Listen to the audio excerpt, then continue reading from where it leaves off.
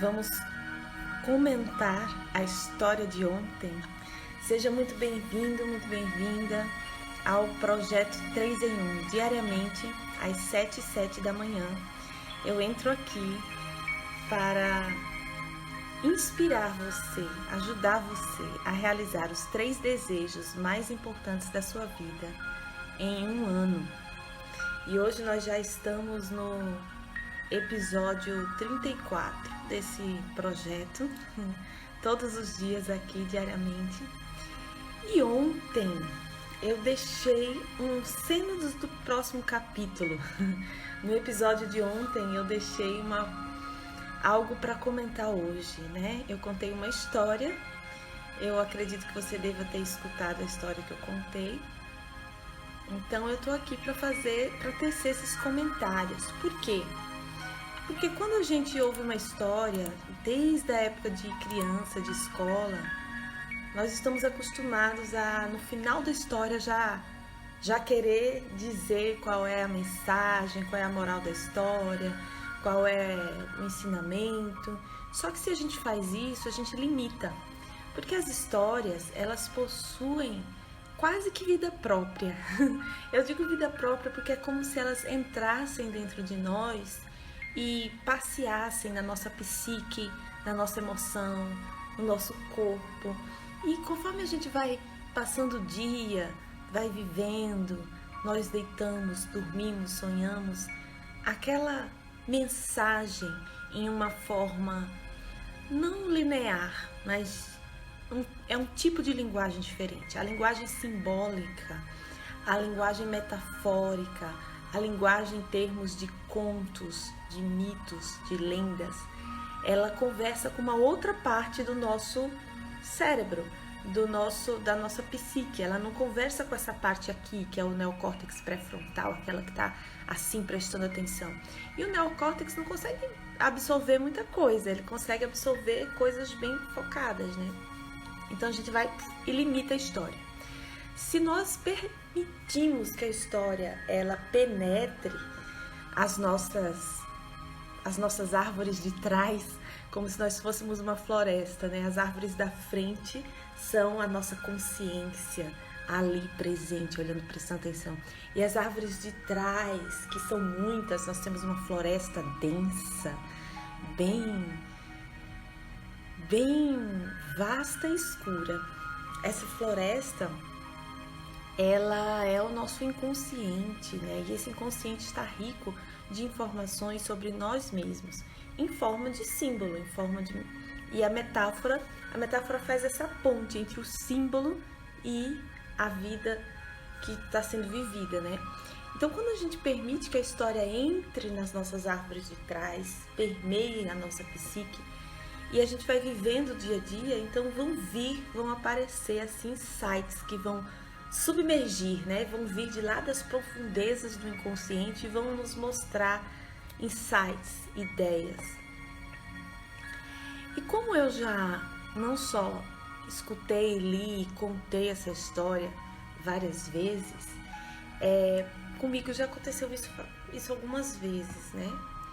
E voltando para o tema central aqui, que são realizar 3 desejos em um ano, eu quis demonstrar com essa história o 3 presente, né? Na história, que a mesma narrativa ela aparece com o primeiro irmão, o segundo irmão e a irmã.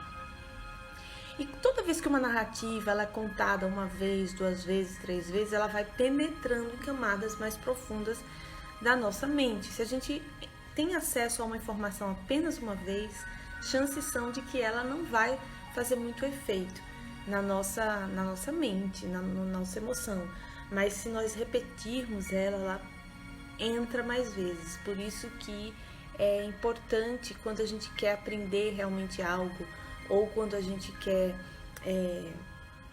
ter uma resposta, né, de algum questionamento interno, é importante fazer essa pergunta mais vezes, 3 vezes pelo menos, e se expor a esse tipo de informação mais vezes. E o comentário central que eu tenho para trazer é o seguinte: na história tem 2 anciões, né? Tem primeiro a senhora que é uma velha que aparece de repente na casa dos 3 jovens, e essa velha é ela quem planta na mente deles, no coração deles, os 3 desejos, que é o desejo de possuir, né, o pássaro falante, a fonte que canta e a árvore que conta histórias. E eles não tinham esse desejo antes. E a visita daquela anciã faz com que desperte esse desejo neles e eles não consigam mais viver sem aquelas 3, sem essas 3 preciosidades, né? Então, os anciãos nas histórias, eles representam a nossa própria sabedoria. A nossa sabedoria interior é representada pela parte mais antiga, né? A experiência, a vivência de ter sido vivido. Então é como se nesse momento da história, porque psiquicamente todos os personagens na história somos nós mesmos, né? E quando a gente traz uma anciã, um ancião, ele representa aquilo que é sábio em nós, a nossa parte mais antiga, a nossa parte mais experiente. Então esse momento é um convite para que a gente mesmo traga essa parte anciã em nós, que ela é quem vai trazer pra gente quais são os desejos preciosos da nossa vida, quais são os desejos que são verdadeiros, que são reais, né? Que vão nos levar a viver o caminho que a gente precisa viver. E depois tem um ancião, né? Tem um velhinho sábio, que todos os 3 irmãos jovens, eles perguntam pro velhinho, eles perguntam: onde é o caminho, onde eu vou encontrar o pássaro falante? E o velhinho sempre diz a mesma coisa, né? Ele repete, ele diz assim: olha, vão ter vozes, né, que vão, mas não olhe para trás, haja o que houver. Mas tem o irmão do meio, a irmã mais nova, só que todos representam nós mesmos, né? É como se o primeiro fosse nós mesmos indo na primeira jornada naquela direção. Isso mostra que muitas vezes nós desistimos numa primeira tentativa, né? Só que quando a gente tenta uma vez, tenta outra vez, vai outra vez, nós estamos nos treinando naquele caminho novo, desconhecido, né? E a voz da sabedoria do ancião dentro de nós mesmos costuma dizer isso pra gente, não costuma? Não escute aquelas vozes, não olhe para trás, haja o que houver. Nós mesmos sabemos que a gente não deve dar ouvido a essas vozes. E que vozes são essas? Eu tenho certeza que você sabe que vozes são essas, né? Existem as vozes próprias nossas, que são como se fossem ecos, né? Que nós mesmos costumamos ter uma voz interna autocrítica. A gente mesmo se critica, né? Então, na história, quando os jovens vão subindo a montanha, que houve aquela risada: ah, seu besta, seu idiota, ele acha que ele vai conseguir. Quem não tem uma vozinha dessa dentro da mente, não é? Todos nós temos. Nós mesmos temos essa voz interna e a gente tem um medo tão grande de que lá fora a gente vai ouvir de verdade essa voz, que alguém vai chegar pra gente e vai rir da gente e vai dizer: quem é você para sonhar esse sonho tão ousado? Deixa de ser ridícula, né?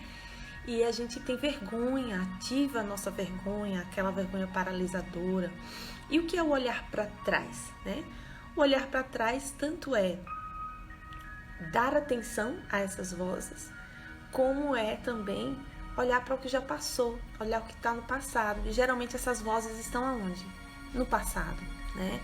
Esse medo que a gente tem de passar vergonha, de ser criticado, de ser ridicularizado, de rirem da gente, normalmente ele tem raiz em acontecimentos passados. Muitos deles lá na infância, na famosa escola, aonde tem tanto bullying, às vezes os próprios professores fazem a gente passar vergonha. E em outros momentos do passado também, não precisa ser só na infância. Mas essas vozes, parte delas são nossas mesmas e parte delas são das outras pessoas mesmo. E existe sim pessoas na nossa vida real, pessoas que estão aqui agora no presente, que dão risada sim quando escutam os nossos sonhos, quando escutam que a gente está querendo realizar aquele desejo, né? Mas o que é que o sábio, o ancião da história diz? Haja o que houver, não olhe para trás. Haja o que houver, não dê ouvido a essas vozes.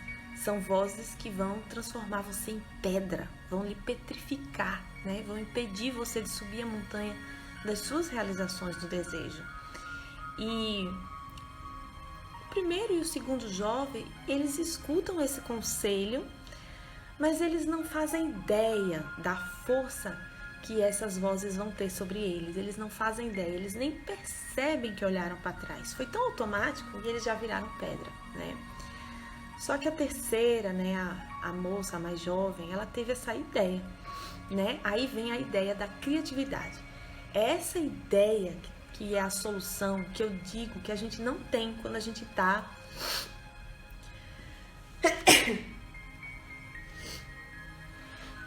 quando nós estamos com medo, por exemplo, o medo, ele libera uma química no nosso corpo, né?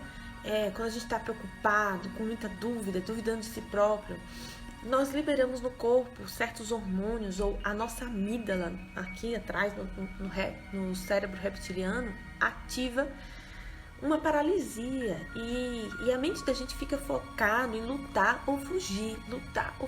E a gente não consegue ter ideia, a gente não consegue raciocinar claramente, né? Então, os primeiros dois irmãos, eles estavam mais nessa atitude de ir a qualquer custo, conseguir a qualquer custo. Eles não pensaram em ter uma ideia criativa para solucionar o problema. Eles não deram tanto crédito, talvez, para o problema em si, que eram as vozes, né, que iam aparecer. Não olhe para trás de forma alguma. Só que a terceira já é a terceira vez. Existe uma maturidade quando nós não desistimos, quando nós persistimos. E existe uma diferença entre persistir e insistir, né? Insistir, geralmente, a gente faz a mesma coisa. A gente não muda nada. É que nem o primeiro irmão e o segundo irmão. Um fez, o outro fez exatamente igual. Não mudou nada. Isso é insistir. Se a gente insiste usando as mesmas táticas, os mesmos métodos, fazendo aquilo que a gente sempre fez, a gente vai ter os mesmos resultados, né? Mas persistir significa não desistir, mas procurar novos métodos, procurar novas formas de chegar onde a gente quer chegar. E a irmã fez isso. Ela viu, né, ela conseguiu ver, né, a árvore que era o pé do algodão, porque quando a gente está muito focada numa coisa, no sentido de eu vou fazer aquilo. Bom dia, Marcos. Oi, Lilian. Grata pelas palminhas. Aí a gente não consegue nem sequer ver o que tem à volta, né? Mas quando nós temos uma tranquilidade emocional, quando nós temos uma clareza mental, uma mente aberta para o criativo, para as ideias, aí a gente consegue ver esse tipo de oportunidade. Tipo, ela viu a árvore do algodão e ela teve essa ideia, colocou o algodão no ouvido, né? E conforme as vozes foram ficando intensas, ela foi apertando o algodão e foi subindo a montanha. E só assim ela conseguiu realizar o desejo. Então, a gente precisa realmente, né, não dar ouvidos a essas vozes, tanto internas quanto externas, que vão ativar em nós o sentimento de vergonha, o sentimento de ridículo, que vão baixar o crédito que a gente dá para nós mesmos, de acreditar que nós temos sim todos os recursos internos necessários para realizar aqueles desejos. E essas vozes, elas minam, né? Elas diluem a nossa autoconfiança, a ardência do desejo, a vontade de querer aquilo. E quanto mais essas vozes internas são altas, mais a gente consegue encontrar reflexo no externo.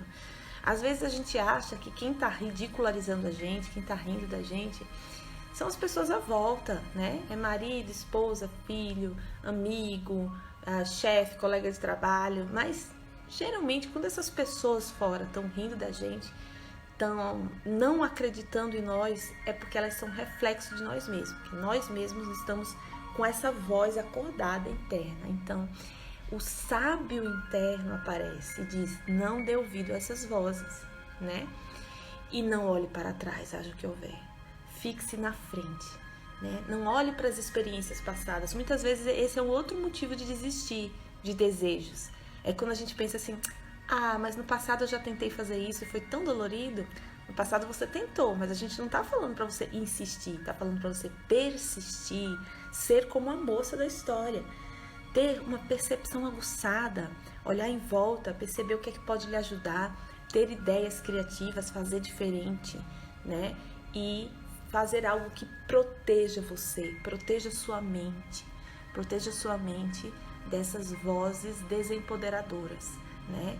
E se fixar dentro na convicção empoderadora de que sim, é possível, de que sim, você tem capacidade para isso. E essa capacidade está dentro mesmo. Ontem mesmo eu fiz uma live e o meu convidado falou: Dani, eu fiz no improviso. Claro, o nosso recurso está dentro. Nós temos recurso de fazer no improviso. A gente não precisa ter credenciais e estar com essa preparação lá em algum lugar externo, né? Ela está dentro da gente mesmo. Faz sentido para você? Então eu espero que essa história tenha feito sentido para você. Se você quiser comentar mais reverberações que surgiram em você acerca dos simbolismos dessa história, do que essa história trouxe de aprendizado para você realizar os seus 3 desejos mais importantes da sua vida em um ano. Ah, Lilian, que bom! Nos ouvir é bom.